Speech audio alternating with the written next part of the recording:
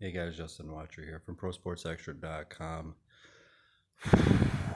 Whew, that was a tough one to sit through, but unfortunately, we all kind of knew what was coming there. I told my girl earlier that SmackDown may be a little bit of an emotional episode tonight, and as we just saw, it looks like no more Daniel Bryan on SmackDown. Obviously, the tribal chief, the head of the table, Roman Reigns, was going to retain. I think we all kind of expected that in some form, but real quick highlighting SmackDown. I mean, Apollo Crews is still IC champ. I know it was by DQ, but he got past Big E, and then of course the women probably took up almost most of the first, maybe the whole first hour, and then of course Paul Heyman had a great promo right before the main event match, but honestly, all night they hyped it up, and all night it was all about Daniel Bryan, win or go home for him. Unfortunately, title or bust, and whew, it's going to be interesting to see what happens next with him. I know there's rumors of an MLW slash NXT type deal starting up. I know he could easily head over to Raw.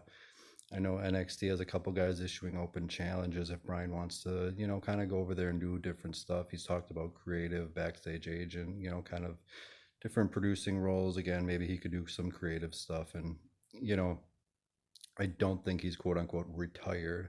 I don't think he's done for good, but I do think, whether his contract's up soon or not, I don't really know about that stuff. But I do think he is winding it down. And as they showed tonight, WrestleMania in 2014 at WrestleMania 30 in New Orleans, he reached the top. And even just a couple weeks ago, he main evented another WrestleMania. You can't go out as a full time performer much better than that. I mean, as a goal as a wrestler is to be main eventing of WrestleMania. And he did that not once but twice at the end of his career after coming back from surgery. Another thing I want to quickly touch on is, even a match with Edge, whether it's on SmackDown or it's on Raw or even just a special pay per view one off or something.